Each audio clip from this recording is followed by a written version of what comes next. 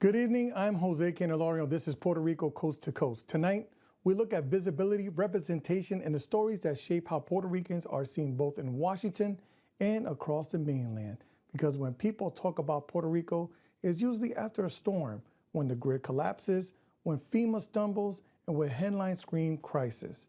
But what happens in between? Our lead story tonight asks the question head on.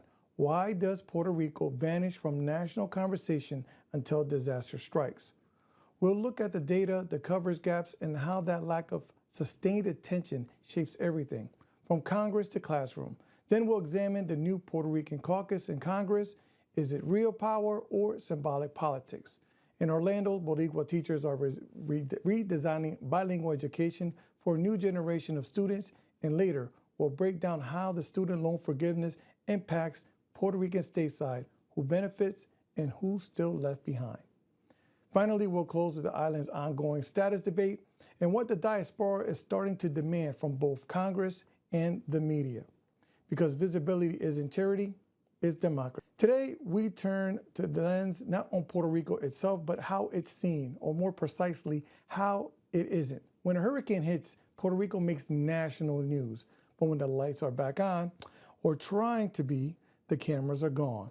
And journalism scholars, particularly at Newmark Graduate School of Journalism, have been tracking the pattern for years.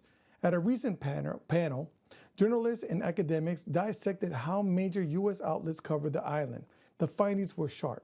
Coverage spikes during crisis, then plummets once the drama fails. One researcher put it, Puerto Rico becomes visible only when it's broken.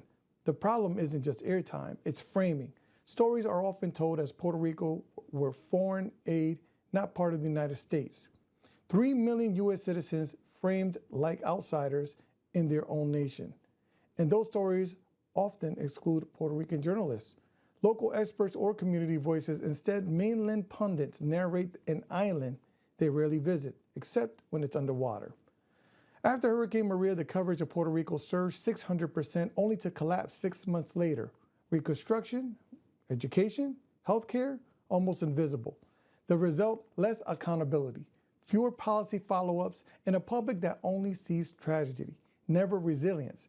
But some journalists are breaking that pattern. Centro de Periodismo Investigativo, NotiCel, Latino Rebels, these outlets are documenting both the pain and the progress. They're telling the story between the storms because ignoring Puerto Rico isn't just a journalism problem, it's a democracy problem. A new Puerto Rican caucus has formed in Congress, bringing together lawmakers like Jennifer Gonzalez Colon, Nydia Velázquez, and Richie Torres. The mission, unify legislative priorities for Puerto Rico and its diaspora. But the real question is, can it make a difference? Without voting, representation for the island is unclear how far the caucus can go beyond advocacy. It's visibility without direct power, and that sounds familiar.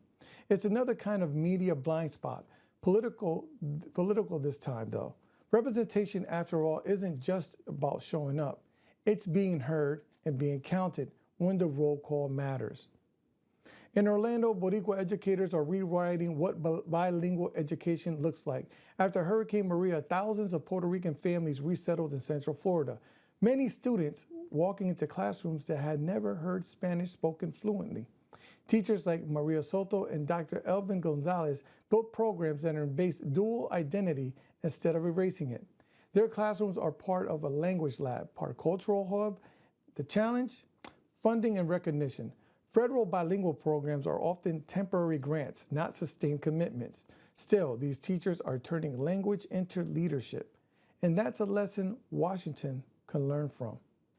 Over 320,000 Puerto Ricans living stateside hold federal student loans.